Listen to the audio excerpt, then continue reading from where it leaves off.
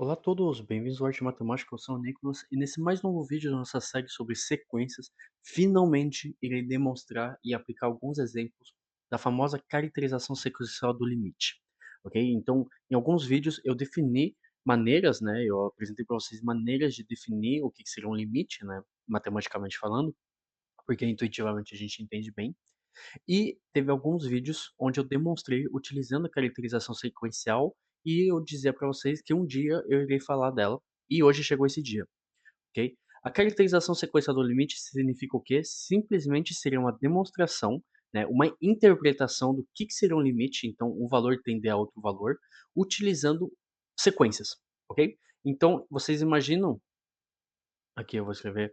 Vocês imaginam, temos um gráfico aqui, né, e temos uma função que vai converger a esse ponto, por exemplo, e a gente quer provar que ela é convergente a esse ponto.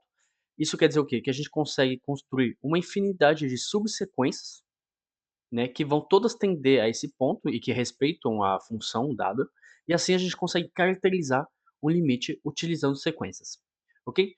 Eu disse aqui que a gente pode demonstrar, convergência, então isso é bom para alguns teoremas, alguns resultados importantes, né, da noção de análise, só que a caracterização sequencial do limite é muito utilizada na prática para demonstrar funções que não possuem limites, beleza?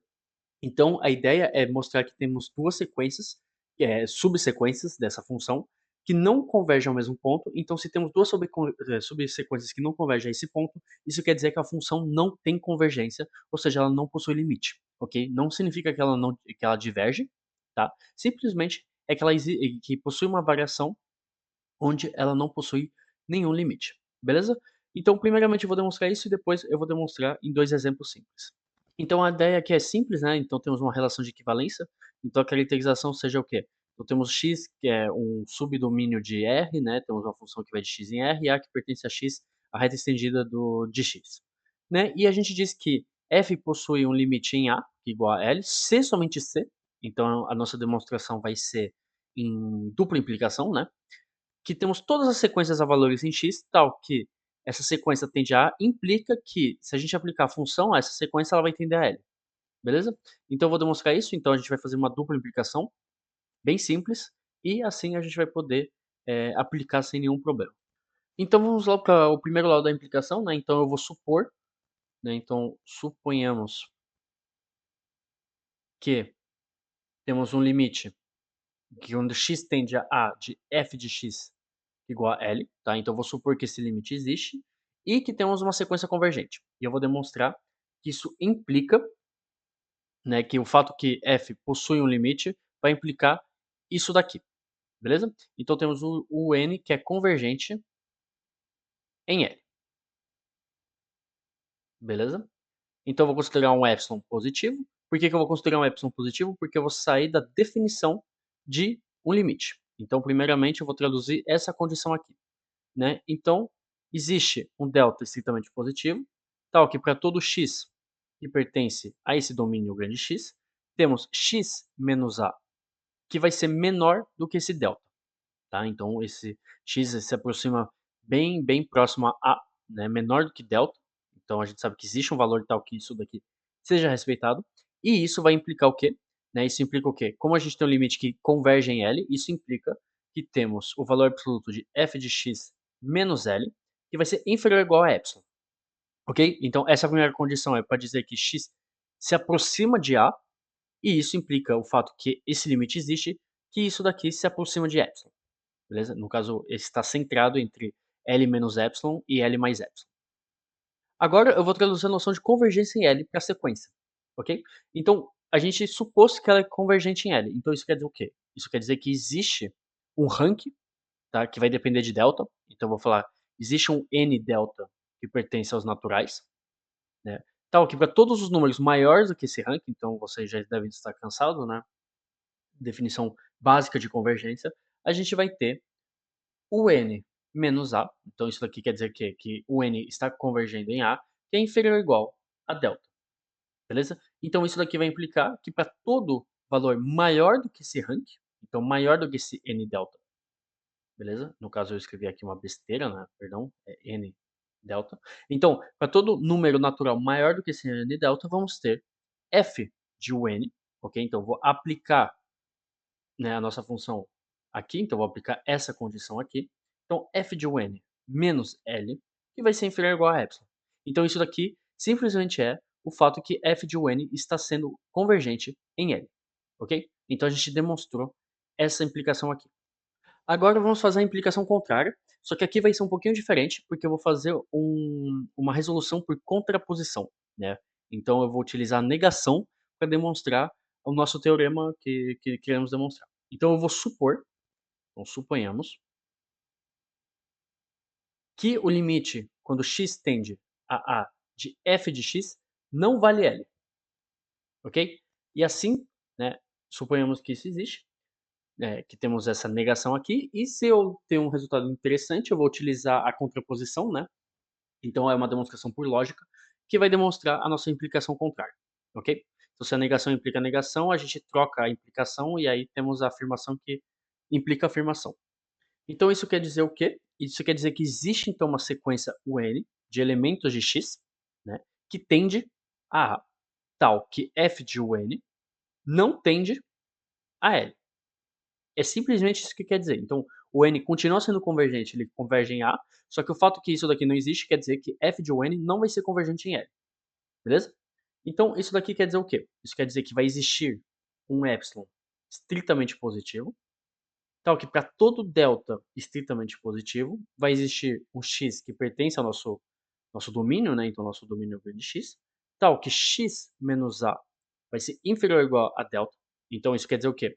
Isso quer dizer que x está se aproximando em A, então ele é menor do que esse delta, e, tá, esse símbolo aqui, esse chapéu é um E, lógico, e f de x menos L vai ser estritamente superior a epsilon, porque justamente ele não é convergente, então ele extrapola o nosso limite de L menos epsilon e L mais epsilon. Então, isso daqui é basicamente a tradução em, em linguagem matemática desse valor aqui, conectores lógicos, né, eu tinha esquecido a palavra, conectores lógicos. E agora eu vou escolher um delta, né, porque eu demonstrei que isso daqui funciona para todo delta, então eu posso escolher qualquer delta possível, né, para eu tentar reescrever essa expressão em conectores lógicos de uma maneira que a gente vai conseguir demonstrar o nosso resultado. Então, se vocês verem vários teoremas, normalmente eles escolhem delta igual a 1 sobre n, beleza? Então a gente vai ter uma condição somente para os naturais não nulos, né, então n, os naturais chegando zero, mas tudo bem porque é mais que o suficiente. Então isso daqui vai implicar que existe um epsilon extremamente positivo, isso daqui não muda, que para todo n que pertence a n estrela, né, então obviamente n não pode ser nulo, pelo amor de Deus, né, senão não vai dar certo, vai existir uma sequência UN que pertence a esse domínio X, tal que UN menos A vai ser inferior ou igual a delta, como delta vale 1 sobre n, então inferior ou igual a 1 sobre n, e f de UN menos L vai ser estritamente superior a epsilon. Então isso daqui não mudou, eu só mudei x para o n, né? Como eu mudei x para o n, eu tinha que mudar esse x aqui, então eu mudei esse delta, para ter o nosso n aqui. Beleza? Então o que eu demonstrei para vocês, eu demonstrei que o n ele é convergente em A, mas f de un não é convergente em L. Beleza? Então isso quer dizer o quê? Isso quer dizer que por contraposição, se f de un converge para L, o n também vai converger para A, no caso, né? Então eu demonstrei um lado da implicação primeiramente, depois eu demonstrei o outro lado, só que usando uma demonstração por contraproposta, perdão. Então agora vamos para a prática, né? Porque a teórica é um pouquinho complicada e a gente não vê muito para que serve. Então para a prática. Por exemplo, se o exercício pede para vocês calcular o limite quando x tende a mais infinito de seno de x. Bom, boa sorte para calcular isso, porque, spoiler, ele não existe. Né? Se vocês verem um gráfico do seno de x, vocês vão ver que ele vai fazer ondulações ao infinito. Então vocês sabem que ele não vai ser divergente, ele não vai ser convergente. Simplesmente esse, esse, esse limite não existe. Só que agora em matemática é muito difícil demonstrar algo que não existe. Porque a gente tem que distinguir o fato que realmente esse resultado não existe, ou é porque a gente não foi capaz de achar. Beleza? Então a caracterização sequencial do limite vem para isso, para mostrar e demonstrar que realmente não existe e não é vocês que não conseguem achar. Beleza? Então a ideia aqui é o quê? E sempre vai ser a mesma coisa. Vocês escolherem duas sequências, tais que, bom, nesse caso elas tendem a mais infinito, tá? A gente vai fazer um exemplo em zero também, aí elas têm que tender a zero. Então vocês escolhem duas subsequências diferentes, né? E vocês vão estudar elas, então, seno dessa subsequência, e vocês vão ver até que ponto elas vão ser convergentes. Se vocês acharem duas subsequências que tendem a mais infinito, mas que quando a gente aplica seno de x não vale o mesmo valor, isso quer dizer que vocês demonstraram que não possui limite. Beleza? Então aqui, com a trigonometria bem simples, a gente gosta de 2π, ok? Então eu vou botar a sequência xn, que vale 2πn, e yn, que vale 2πn mais π sobre 2. Ok? Então são sequências simples, beleza? As duas tendem a mais infinito, né? Obviamente. Então eu escolhi duas sequências que tendem a mais infinito. E agora eu vou estudar seno dessas sequências. Ok? Então temos seno de xn. Então isso daqui, obviamente, com todo n pertencendo aos naturais. Isso daqui seria igual a seno de 2πn. E como é para todos os números naturais, seno de 2π sempre vai valer zero. Né? Então 2π vezes 2, então seno de 4π, seno de 6π, etc, etc, etc. Né? Sempre vai valer zero. Então isso daqui vale zero.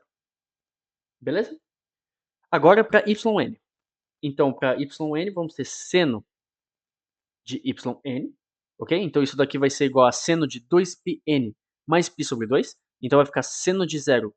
Sempre vai ter um zero aqui mais π sobre 2. Então isso daqui sempre vai valer 1.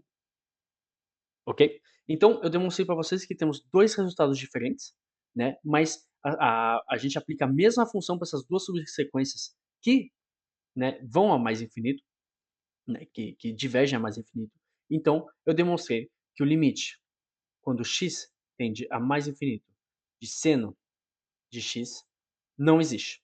Ok? A gente nota dessa maneira aqui, ou a gente simplesmente escreve o limite não existe.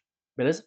E o princípio funciona para outros pontos. Então, por exemplo, se a gente quer estudar o limite de cosseno de 1 sobre raiz de x, quando x tende pela direita a zero. Ok? Então, a direita, né, porque vocês fazem um estudo de definição, é lógico que ele vai tender pela direita. Ok? Então, a ideia é escolher duas subsequências que tendem a zero mais, nesse caso, né, e aplicar cosseno e ver como que se comporta. A ideia é simples, com a trigonometria, é sempre 2π, né? A gente gosta de 2π. Então eu vou dar que 1 sobre raiz de tn. Por que isso? Porque aqui temos 1 sobre raiz de x. Tá? Então eu só substituo por uma sequência aqui tn. Igual a 2πn. Ok? E minha outra subsequência vai ser 1 sobre raiz de Sn. Que vai ser igual a 2n mais 1 vezes π. Beleza? Então isso daqui implica os dois, que se a gente isolar Tn e Sn, vai ficar Tn igual a 1 sobre 4π ao quadrado n ao quadrado. E aqui vamos ter Sn, que vai ser igual a 1 sobre 2n mais 1 ao quadrado, π ao quadrado. Beleza? Então, agora a gente vai aplicar, né? Então, obviamente, vocês veem que quando n tende a, a zero, isso daqui tende, no caso, os dois aqui, perdão, tendem a zero, então funciona bem. No caso, esses dois aqui tendem a zero, então esses daqui tendem a mais infinito, então tá certo.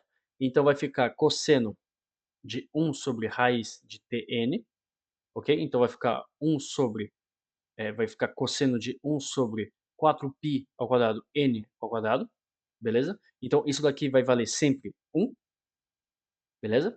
E cosseno de 1 sobre raiz de Sn, né? Vocês fazem um estudo, vocês vão achar menos 1. Beleza? Então, o fato, né? Então aqui temos 2πn, aqui temos 2n mais 1π. Então aqui vocês sempre vão ter 1, né? Porque vai ser cosseno de 2πn, né? Então sempre vai ser 1. E aqui temos o número ímpar, então sempre vai valer menos 1. Beleza? Então a gente achou dois pontos diferentes, então a gente mostrou que esse limite, no caso, não existe. Beleza? Então esse foi o vídeo de hoje, espero que vocês tenham gostado e a gente se vê para os próximos vídeos.